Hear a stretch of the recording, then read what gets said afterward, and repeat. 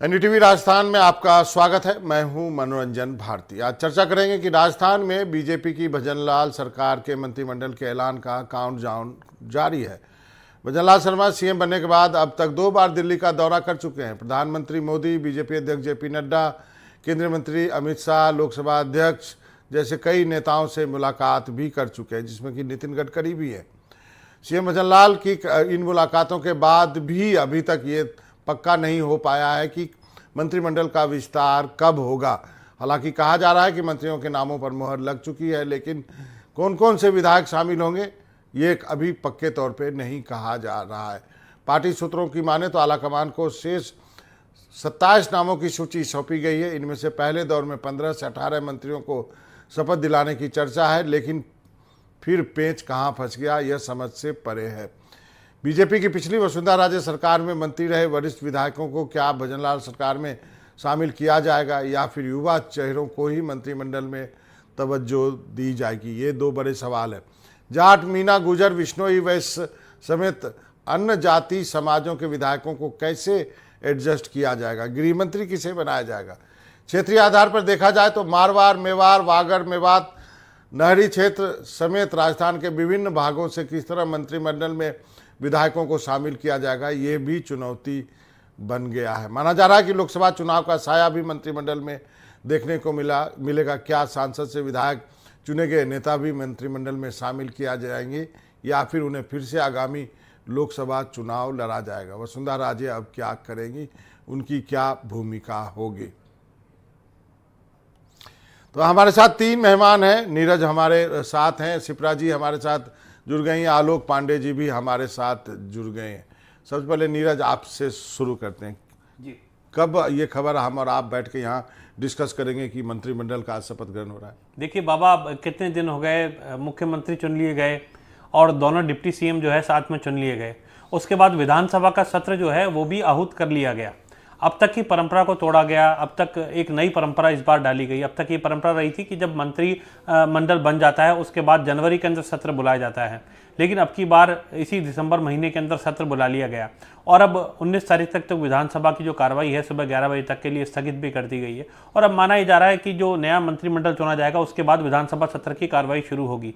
लेकिन 2 बार जो सीएम भजनलाल हैं और दोनों डिप्टी सीएम जाकर दिल्ली दौरे कराए, प्रधानमंत्री से मिल लिए, केंद्रीय गृह मंत्री अमित शाह से मिल लिए। अमित शाह को चाणक्य माना जाता है बीजेपी के अंदर और केंद्र सरकार के अंदर, तो उनके आधार पर ही पूरी रणनीति तय हो रही है, ऐसा चर्चाएं, सियासी चर्चाएं पार्टी सूत्रों के मुताबिक भी मिल रही हैं।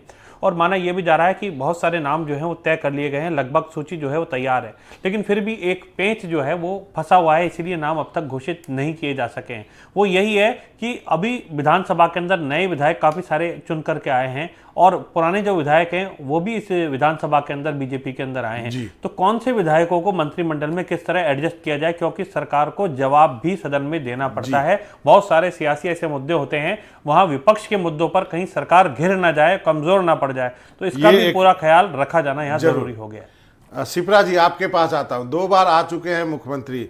आलोक जी आपके पास भी आऊंगा, लेकिन पहले शिप्रा, लेडीज फर्स्ट।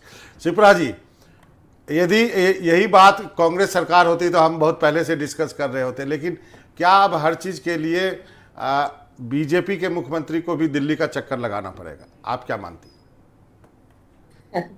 ये तो जाहिर सी बात है। अब मेरे ख्याल में जो सारी परंपराएं बदल रही हैं और सारे रिवाज बदल रहे हैं, मतलब राजनीति के रिवाज की बात है, तो वो भी बदल रहे हैं और दिल्ली केंद्रित राजनीति रहेगी राज्यों में भी, इसके लक्षण भी साफ हैं। तो इसमें तो कोई मेरे ख्याल में संशय अब रह नहीं गया है कि दिल्ली तय कर रही है। यहाँ से सुझाव हैं सारे सीनियर लीडर्स को एडजस्ट कैसे किया जाए। और मुझे लगता है कि जो विधानसभा में जो बहुत जरूरी बात ये भी है कि फ्लोर मैनेजमेंट में किस तरह से बड़े जो अनुभवी नेता हैं उनको जिम्मा दिया जाए और उनको राजी भी रखा जाए, क्योंकि लोकसभा चुनाव में ये जरूर बीजेपी कोशिश करेगी कि जो आपस का घमासान है, भीतरी घमासान है, वो कहीं पर भी जाहिर ना हो। भले विधानसभा चुनाव में भी वो था, लेकिन वो जाहिर तौर पर जनता के सामने ना आ पाए। तो ये बड़ी चुनौती है। और दूसरी मुझे लगता है कि इस बार के मंत्रिमंडल में ये भी देखने की बात होगी, और ये शायद वहां पर भी डिस्कशन का मसला हो सकता है कि क्योंकि भाजपा ने ये घोषणा भी की है कि 33% महिलाओं का रिजर्वेशन, तो उतनी उतनी दावेदारी महिलाओं की इस बार राजस्थान में नहीं है। पिछली बार जो 27 MLA थी, इस बार 20 जीत कर आई है। 9 बीजेपी की है, 9 कांग्रेस की है, 2 निर्दलीय है। तो इस तरह का जो प्रतिनिधित्व तो कम हुआ है विधानसभा में, लेकिन क्या मंत्रिमंडल में उन्हें जगह दी जाएगी क्या, ये मुझे लगता है कि इस पर भी थोड़ी सी मंथन जरूर हो रहा होगा कि जातिगत गणित भी बिठाई जाए और महिलाओं का प्रतिनिधित्व, युवाओं का प्रतिनिधित्व और जो कुछ इंडिपेंडेंट, क्योंकि जो पश्चिमी राजस्थान का जो इलाका है वहां पर जो जिस तरह के समीकरण हैं, तो वो क्या इंडिपेंडेंट जो कैंडिडेट जीत के आए हैं वो अगर भाजपा में शामिल होते हैं तो क्या उन्हें भी, क्योंकि वो उनका प्रभाव क्षेत्र काफी है, तो वहां से किस तरह का प्रतिनिधित्व दिया जाएगा, ये सारे मेरे ख्याल में इतना आसान मसला नहीं होगा इस बार कि किस तरह से वो सारा समीकरण बिठाया जाए। आलोक जी, क्या मजबूरियां, क्या दिक्कतें हैं बीजेपी आला कमान के पास और मुख्यमंत्री के पास कि इतना वक्त लग रहा है? एक हो तो गिनाऊं, मुझे तो हजारों लगती है, क्योंकि किसी भी सरकार में जब वो आती है तो बहुत सारी संतुलन बनाने पड़ते हैं। भारतीय जनता पार्टी के लिए मुख्यमंत्री में नवीनता ला दी, लेकिन हम जो कैबिनेट बनाने में नवीनता कैसे लेके आए, बीजेपी को नरसिंह अवतार बनना पड़ेगा, आधा सिंह आधा नर, यानी आधी मैच्योर कैबिनेट आधी यंग। मुझे लगता है इसके से कोई संतुलन बीजेपी बना नहीं पाएगी।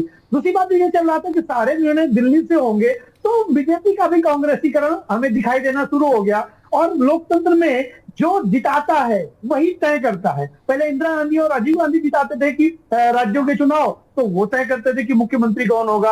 अब नरेंद्र मोदी जी चुनाव जिताते हैं तो वो तय करते हैं मुख्यमंत्री कौन होगा और मिनिस्टर भी कौन होंगे। अब तो प्रधानमंत्री जी दिल्ली से, वहां से और मोदी जी से, जैसा कि मीडिया में है, मोदी जी से चर्चा करके तय हो रहा है। तो बहुत ज्यादा सोचने विचारने पर भी लोकतंत्र कमजोर होता है। ये छूट मुझे लगता है कि मुख्यमंत्री को मिलनी चाहिए थी, ना कि दिल्ली आकर के उन्हें ये निर्णय लेना चाहिए था, या दिल्ली आकर के वो निर्णय ले। ये लोकतांत्रिक परंपरा का बहुत अच्छा उदाहरण मैं नहीं मानता हूं, कम से कम। तो भजनलाल जी को मौका मिलना चाहिए था, लेकिन मुझे ऐसा लगता है कि बीजेपी किस उहापोह में है कि अगर हम यंग टीम को लेते हैं तो कहीं विद्रोह ना हो जाए, क्योंकि विद्रोह की संभावना से राजस्थान में अभी इंकार में नहीं करता। अभी राजस्थान में जो भारतीय जनता पार्टी और कांग्रेस दोनों के अंदर बहुत मजबूत विद्रोही खेमे हैं।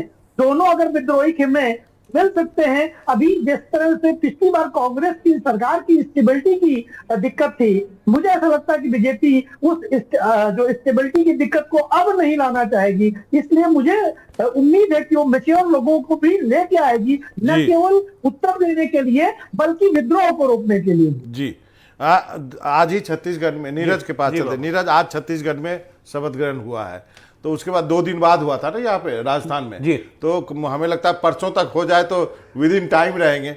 लेकिन अब मुद्दे की बात करते हैं। 2 मुद्दे जो हैं जिसके बारे में चर्चा की जा रही है, जातीय समीकरण और क्षेत्रीय समीकरण। पहले जातीय समीकरण की बात करते हैं। जाट, मीना, गुजर और वैश्य आपने बताया, क्या इसी की गोटी फिट की जा रही है इतने दिनों से? देखिए, निश्चित तौर पर लोकसभा चुनाव 2024 नजदीक हैं और उसका पूरा साया देखने को मिलेगा। बीजेपी के चाणक्य अमित शाह की बात करें, प्रधानमंत्री मोदी की बात करें या जेपी नड्डा की, तमाम नेताओं से, ओम बिरला जबकि लोकसभा अध्यक्ष हैं, उनसे भी मुलाकात हुई है सीएम की। वैसे तो संवैधानिक रूप से ये विशेषाधिकार मुख्यमंत्री का होता है कि किसे मंत्री बनाया जाए, अपनी कैबिनेट में किसे शामिल किया जाए, लेकिन प्रैक्टिकली ये संभव नहीं होता, क्योंकि जब इतनी बड़ी पार्टी के अंदर आप मुख्यमंत्री चुने गए हैं और मुख्यमंत्री भी जब हाईकमान ने फाइनल किए हैं, तो आपकी जवाबदेही और जिम्मेदारी दोनों होती है और ऊपर से निर्देशों का पालन करना ही होता है। कांग्रेस में भी यही सूरत थी, तो यही सूरत हाल अभी आज के दौर में चल रहा है। अब स्थिति जैसा कि आपने बताया कि छत्तीसगढ़ के अंदर हो गया है, राजस्थान के अंदर भी जल्द हो सकता है, लेकिन आप देखिए समय यहाँ पर पूरा लिया गया है। जो विधानसभा का सत्र है स्थगित, उसको जनवरी में 19 तारीख तक, मकर संक्रांति के बाद तक यहाँ कर दिया गया है। तो यानी अभी भी यदि कहीं पेच फंसा होगा तो उसको निकाला जाएगा, निपटारा किया जाएगा। मकर संक्रांति यदि कोई आप नहीं करते तो फिर छत्तीसगढ़ में भी नहीं करते। फिर देखिए, मलमास भी देखे जाते हैं बीजेपी में, कई बार ऐसा होता है। छत्तीसगढ़ में पता नहीं क्या स्थिति रही, लेकिन कुल मिलाकर के बात यह है कि बहुत सारे ऐसे चेहरे हैं जिनका जातीय समीकरण और क्षेत्रीय संतुलन बैठाना जरूरी है। अलग अलग समाजों ने, वर्गों से बहुत सारे विधायक, जनप्रतिनिधि चुनकर के आए हैं। जाट, मीणा, गुर्जर, इसके साथ ही आदिवासी क्षेत्र से और विश्नोई समाज से, वैश्य वर्ग जो कि बीजेपी का कोर वोट बैंक है, तो वैश्य से भी चुन करके आए हैं। गुलाब चंद कटारिया की जगह ताराचंद जैन जो है वो भी वहां पर चुन करके आए। तो निश्चित रूप से ये सारी चीजों को देखना पड़ेगा। लोकसभा चुनाव में कौन कौन से जातीय समाजों से बीजेपी को अच्छा फायदा हो सकता है। ओबीसी एक बहुत बड़ा वोट वर्ग है और जाट समाज जो है वो माना जाता है कि कांग्रेस का अभी तक जो है वोट बैंक रहा था। तो इसमें सेंध लगाने के लिए बीजेपी क्या कर सकती है। आदिवासी बहुल्य डूंगरपुर बांसवाड़ा जहां एक एक विधायक बीजेपी के जीत करके आए, वहां क्या समीकरण रहेंगे, ये भी सारी चीजें देखनी होंगी। शिप्रा जी, जातीय समीकरण काफी महत्वपूर्ण है। यदि आप 2024 की तैयारी कर रहे हैं और आपने एक नया मुख्यमंत्री दिया है इस प्रदेश को, तो आपको पूरी चीज़ जो है चाक चौबंद करनी होगी। मुझे लगता है उसमें ही ज़्यादा समय लग रहा है कि जैसा कि नीरज बता रहे थे, जाट, मीना, गुर्जर, विश्नोई, इसको कैसे बैलेंस करेंगे। बिल्कुल ठीक बात है जो नीरज जी ने कही कि एक तो ओबीसी फैक्टर मुझे लगता है कि बहुत बड़ा फोकस है बीजेपी का, और वो तीनों ही राज्यों में मेरे ख्याल में जिस तरह की इसके समीकरण तय किए जाएंगे उसमें ये देखा जाएगा कि केवल एक राज्य में नहीं बल्कि पूरे जो नॉर्थ इंडिया है उसमें जो जातिगत समीकरण है उस पर कैसे प्रभाव पड़ेगा। राजस्थान में ये फैक्टर जरूर है कि जो उन्होंने कहा कि बांसवाड़ा डूंगरपुर वाला जो इलाका है जहां पर की 3 जो विधायक हैं वो बीएपी से भी जीत कर आए हैं। इस बार पहली बार बनी थी ये पार्टी, बीटीपी पहले थी, अब बीएपी जो बनी तो उसमें 3 विधायक जीत के आए हैं और 1 विधायक उनका दूसरे राज्य में भी जीता है। तो ये जो समीकरण है मुझे लगता है ये एक चुनौती तो है राजस्थान के लिए, क्योंकि 25 सीटें जीतना पूरी 25 की 25 वो बनाए रखना, उस रिदम को बनाए रखना वो इतना आसान तो नहीं होगा इस बार, क्योंकि देखिए जिस तरह से इंडिया अलायंस की काम कर रही है और कांग्रेस भी पूरा जोर लगाएगी कि किस तरह से होगा,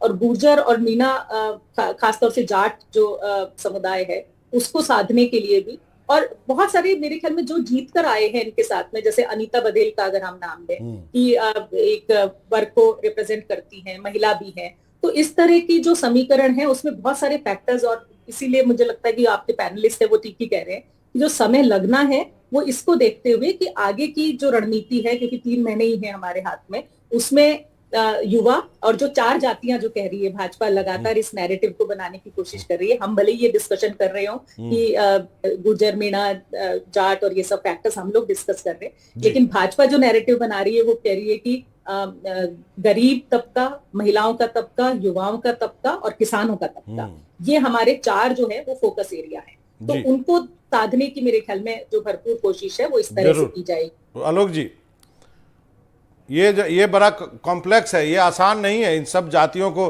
कई लोग ये कह रहे हैं कि जो है वो आपको जो है मीना जो है वो गृह मंत्री बना दीजिए। अब आप बताइए कैसे होगा, कैसे ये कास्ट कॉम्बिनेशन बैठाया जाएगा। मुझे लगता है कि 4-5 जातियां हैं तो 4-5 मिनिस्टर तो बन जाएंगे, काम बन जाएगा। समस्या वो नहीं है, समस्या क्रोनोलॉजी में आएगा कि हमें इंपॉर्टेंट कौन सा दिया जाए।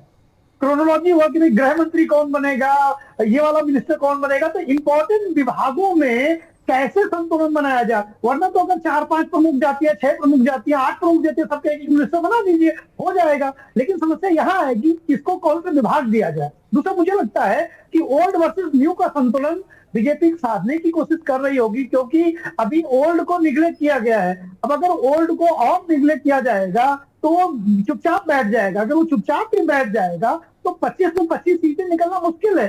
कांग्रेस की जरूरत ही नहीं है, बीजेपी के अंदर से भी ऐसे लोग हैं जो 2-3 सीटों का नुकसान कर जाएंगे। तो भारतीय जनता पार्टी कोशिश करे कि हमने वो सत्ता परिवर्तन कर दिया, नेतृत्व परिवर्तन कर दिया, लेकिन अब हम ऐसा एक रास्ता निकालें जिससे कि जो सीनियर नेता भी हैं वो भी पूरी तरह से हमारे साथ जुड़े रहे, तो उनका रिप्रेजेंटेशन भी हमें कैबिनेट में दिख सकता है। यानी वसुंधरा राजे कैन का रिप्रेजेंटेशन क्या हमें दिखाई देगा, या वसुंधरा राजे कैन को पूरी तरह से हटा दिया जाएगा, उनकी वैल्यू खत्म कर दी जाएगी, ये देखने वाली बात जरूर होगी। लेकिन मुझे नहीं लगता कि केवल कास्ट अकेले कारण होगा। कास्ट के साथ साथ सबको किस तरह से संतुष्ट किया जाए जिससे कोई भी कमजोर ना समझे अपने आप को। रह के बात जो मोदी जी 4 जातियों की बात करते थे, मुख्यमंत्री हमने एक सामान्य घर का सामान्य बना दिया तो गरीब आदमी तो हो गया, बोले युवा और महिला बोला डिप्टी सीएम बना दिया, तो मजे के तो 4 में तो उन्होंने निपटा दिया है। एक आधे बच्चे वो निपटा देंगे। जो ओरिजिनल भारत की जाति, जो मोदी जी ने 4 जातियां बनाई है, उनमें से 3 का रिप्रेजेंटेशन तो कर चुके हैं 2 लोगों में ही। अब मोदी जी की एक ऐसी जाति और हो जाएगी जो वास्तविक जाति है भारत की, उसका रिप्रेजेंटेशन देना अभी बाकी है, उसमें दिक्कत आ रही है। जरूर एक चीज और शिप्रा जी, अब ये तो हो गई जाति की, लेकिन आपको एक क्षेत्रवार भी देखना पड़ेगा, क्योंकि अभी तक आपने केवल जयपुर सेंट्रिक आपने किया है। जयपुर और उसके आसपास जो इलाके हैं वहाँ से आपने तीनों जो नियुक्तियाँ कर दी हैं, तो बाकी प्रदेश आपका बहुत बड़ा है, क्षेत्रफल के अनुसार सबसे बड़ा प्रदेश है देश का। तो बहुत सारे क्षेत्र के क्षेत्रवार लोग जो हैं वो जो है आपकी ओर देख रहे हैं कि इस सरकार में हमारा एमएलए कुछ बनेगा कि नहीं बनेगा। वो भी एक जो है बैलेंसिंग एक्ट करना पड़ेगा। बिल्कुल, जैसे आप अगर पोखरण की बात करें, जैसलमेर की बात करें, तो महेंद्र प्रतापपुरी, मैं आप ही के स्क्रीन पर देख रही हूँ कि बहुत सारे नाम ऑलरेडी आप लोग रन कर रहे हैं, महेंद्र प्रतापपुरी का नाम है। तो ये जो मेरे ख्याल में जो एक क्या बोलना चाहिए कि फेयरनेस ऑफ रिप्रेजेंटेशन जो है वो हम कॉमन सेंस से तो बता ही सकते हैं कि अजमेर संभाग है, कोटा का संभाग है, कोटा के संभाग से देखिए प्रताप सिंह सिंघवी हैं जैसे, तो वसुंधरा जी ने भी अपने 3 जो नाम है कि प्रताप सिंघवी हैं, कालीचरण सराफ हैं, पुष्पेंद्र सिंह राणावत हैं, उनको कितनी जगह मिलेगी और संभागवार रिप्रेजेंटेशन जो है वो अहमियत रखेगा। और लेकिन मुझे लगता है कि कुछ फैक्टर्स जो है, जैसे अगर आप भरतपुर संभाग की बात करें, अब आप कहेंगे कि नहीं, भरतपुर संभाग को रिप्रेजेंट करने वाले सीएम भी हैं, लेकिन वो जयपुर को भी रिप्रेजेंट करते हैं क्योंकि सांगानेर विधानसभा से वो चुनकर आए हैं। क्योंकि भरतपुर संभाग से चुन के आने वाली नोक्षम चौधरी का भी नाम मैं आपके स्क्रीन पर देख रही हूँ, और वो एक इतना अप्रत्याशित सा चेहरा थी, और महिला चेहरा भी है, अप्रत्याशित भी है, बहुत वोकल भी है।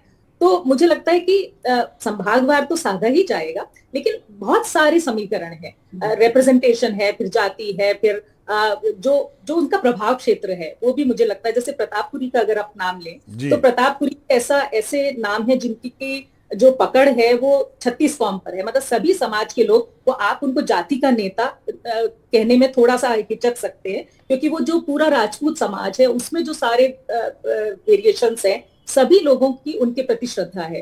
तो वो एक व्यक्ति को साधते ही, मुझे एक साधे सब सदे वाली बात है कि एक को साधने से बहुत सारी चीजें सध जाएंगी। तो वो एक एक चेहरे पर, मुझे लगता है एक एक व्यक्ति पर बहुत सूक्ष्मता से विचार हो रहा होगा कि वो सारा जो है वो कैसे रखा जाए। आलोक जी, अलग अलग रीजन को बैलेंस करना होगा।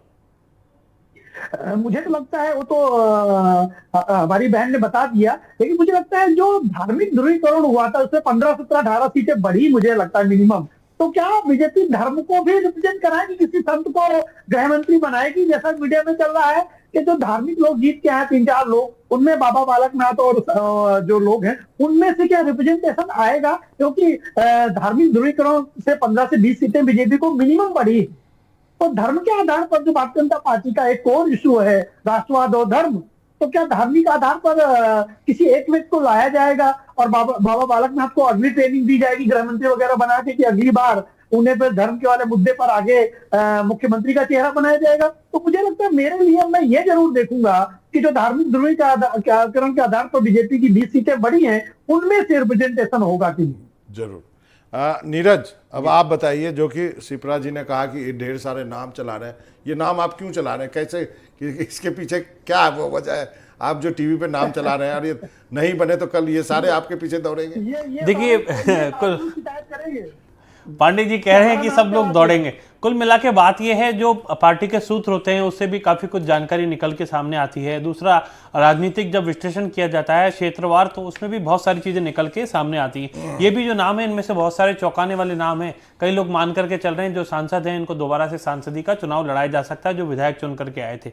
लेकिन एक चर्चा ये भी है, यदि ऐसा होता, इनको कह दिया जाता, अब जैसे दिया कुमारी हैं तो इनको सांसद से विधायक का चुनाव लड़ाया गया और इनको बाकायदा मंत्रिमंडल में शामिल किया गया, डिप्टी सीएम बनाया गया। किरोड़ी लाल मीणा ने भ्रष्टाचार के खिलाफ जमकर के लड़ाई लड़ी और पूर्व में बीजेपी की वसुंधरा सरकार में भी वो मंत्री रह चुके हैं। उनकी जो पत्नी रही है गोलमा देवी, वो गहलोत सरकार में भी मंत्री रह चुकी हैं, किरोड़ी लाल मीणा की। ये तो बहुत नेगेटिव पॉइंट हो गया। राजस्थान की गोलमा देवी जो है वो राबड़ी देवी कही जाती थी। तो निश्चित रूप से ये सारे सियासी समीकरण भी देखे जाते हैं। पूर्वी राजस्थान में एक उनका बड़ा प्रभाव है। दूसरा, जो मीणा जनजाति है, इसके जो ज्यादातर आईएएस, आईपीएस और बड़े प्रशासनिक अधिकारी रेलवे के अंदर भी, तमाम पूरे देश भर के अंदर लगे हुए हैं। और किरोड़ी लाल मीणा एक बहुत बड़ा नाम उनके अंदर है और अच्छी इनकी फॉलोइंग जो है वो वहां पर है। राजस्थान के अलावा ये तो किरोड़ी लाल मीणा हो गया। आप कह रहे हैं बाबा बालकनाथ भी देखिए, बनेंगे। बाबा बालकनाथ जो क्यों है, बनेंगे बाबा बालकनाथ भी उसी नाथ मठ से आते हैं जहां से यूपी के सीएम आपके योगी आदित्यनाथ आते हैं। सीएम हो गए एक नाथ मठ से। और राजस्थान के अंदर आरएसएस के जो लोग हैं, उन्होंने जब चुनाव से पहले आए थे उन्होंने ये कहा था कि यूपी जैसा राज राजस्थान के अंदर आएगा, यहां पर भी बुलडोजर चलाया जाएगा। तो होता तो मुख्यमंत्री बनाना था फिर। निश्चित रूप से अब ये सारी चीजें जो है सियासी समीकरण देखने की, और कौन नेता किस लैंग्वेज को बोलता है और उसमें कितनी राजनीतिक परिपक्वता है, और पार्टी को, हाईकमान को या बीजेपी आला कमान को, केंद्र सरकार को किस तरीके से काम कराना है, ये सारे सियासी समीकरण देखे जाते हैं और उसके आधार पर ही नियुक्तियां की जाती हैं। चलिए, आपके हमारे इसका मतलब है कि नीरज के जो सूत्र है ना, वो बहुत, जहां मंत्रिमंडल बन रहा है सीधा वहीं से नीरज जो है पिक कर रहे हैं। लेकिन अब एक बड़ा सवाल ये है कि आपने ये सारा चीज कर दिया और आपका टारगेट जो है 2024 में सारी सीटें जीतना है। एक चीज पर जो है बातचीत होनी जरूरी है कि पूर्व मुख्यमंत्री वसुंधरा राजे का क्या होगा, क्या अब वो क्या करेगी। यदि आपने मंत्रिमंडल को लेकर के भी देरी हो रही है, उसकी भी चर्चा हो रही है, आपने नया मुख्यमंत्री दे दिया, अब क्या होगा। क्या वो जो मिशन 25 है बीजेपी का राजस्थान में, उसको पूरा होने के लिए क्या अब किया जाना चाहिए वसुंधरा राजे के साथ। सिप्रा जी, देखिए, एक इंडिकेशन तो हमें मिल जाएगा जब मंत्रिमंडल बनेगा कि उनके जो सुझाए हुए नाम है, 3 नाम मैंने बताया आपको, जिसमें कालीचरण सराफ भी है, कि अगर उन्हें कोई ओहदा दिया जाता है तो ये मान लिया जाएगा कि उनको भी साधने की कोशिश जो है पार्टी कर रही है। पहली बात। दूसरी बात यह है कि ये पूरे इलेक्शन के दौरान बिल्कुल साफ तौर पर जाहिर तौर पर ये है कि जो 25 साल की जो राजनीति है उसको बिल्कुल सिरे से बदलने की जो कवायद है, उस कवायद का फोकल पॉइंट जो है वो वसुंधरा जी रही है। तो इसलिए उनके बारे में तय करना इतना आसान नहीं होगा, क्योंकि उनको खुद को भी तय करना है कि मुझे अब क्या, क्योंकि हो सकता है लोकसभा का चुनाव उनको लड़ाया जाए, लेकिन लोकसभा का चुनाव अगर लड़ाया जाता है तो उनके पुत्र भी है रेस में, तो वो परिवारवाद को खारिज करने वाली पार्टी कहकर, मतलब अब वो अंदरूनी तौर पर सच है कि नहीं है ये एक अलग मसला है बातचीत का, लेकिन जो जाहिर तौर पर कहते हैं कि हम परिवारवाद को बढ़ावा नहीं देते, तो उसमें उनकी जगह बनेगी कि नहीं बनेगी, केंद्र में लेके जाएगी या मार्गदर्शक मंडल में शामिल करेंगे उन्हें, ये सारे बहुत ही कयास हैं। इसके बारे में मुझे नहीं लगता कि I am competent to say anything about it, लेकिन मुझे लगता है कि she is the kind of personality जो मैदान से हटने वाली वो शख्सियत नहीं है। वो मैदान में डटी रहेंगी, किस रूप में रहेंगी, कैसे रहेंगी, ये देखने की बात। बहुत अच्छे शिप्रा जी, आपकी ईमानदारी का कायल हूं मैं। चलिए आलोक जी। वसुंधरा जी के बारे में जी, बीजेपी ये देखेगी कि इसमें बारूद भर के चलाया जा सकता है तो उनको वेटेज मिलेगा। अगर खुला फट गया है तो बारूद भी नहीं भरी जा सकती तो वेटेज खत्म हो जाएगा। गांव की भाषा में मैंने बताया कि उनमें कुछ भी दम बचा है तो फिर थोड़ा वेटेज मिलेगा। और केंद्र सरकार को, केंद्रीय ने तो लगता है छोड़ो, इनके जाने पर भी, इनके विरोध करने पर भी 25 की 25 बनी रहेंगी, तो वसुंधरा जी बेटे जी को आगे बढ़ाया जाएगा, उनको बैकफुट पे आना पड़ेगा। जरूर, सही कहा आपने। नीरज, चलते चलते, अब वक्त बहुत ही कम है, क्या आप संडे के लिए, शपथ ग्रहण के लिए तैयार हैं? देखिए, शपथ ग्रहण कब होगा ये तारीख जो है, ये पार्टी जैसे ही बीजेपी की आलाकमान की ओर से निर्देश आएगा, राजस्थान के अंदर इसका गठन भी हो जाएगा और सारी चीज़ें जो हैं वो व्यवस्थित हो जाएंगी। मुख्यमंत्री के लिए भी कहा जा रहा था कौन मुख्यमंत्री होगा, अलग अलग लोगों ने अलग अलग अपना विश्लेषण किया, लेकिन चौंकाने वाला नाम निकल करके सामने आया। और सारी जो चीज़ें हैं वो पार्टी हाईकमान से तय हो रही हैं, दिल्ली से तय हो रही हैं, और निश्चित रूप से दिल्ली से ही पूरा मंत्रिमंडल बन करके तैयार हुआ है। और फाइनल जैसे ही इशारा मिलेगा, इशारा मिलते ही जयपुर से तमाम की पूरी घोषणा कर दी जाएगी और हम फिर इस तरीके से हम और आप फिर यहाँ पे बैठेंगे और फिर चर्चा करेंगे। और मैं शिप्रा जी, आलोक जी को बुलाऊंगा फिर, और वो सारे नाम जो आपने बगल में चला रखे हैं उसमें कितने आते हैं वो फिर दिखाऊंगा। चलिए, आप दोनों का बहुत बहुत शुक्रिया। अगर कहीं पूरे गोल हो गए तो क्या होगा?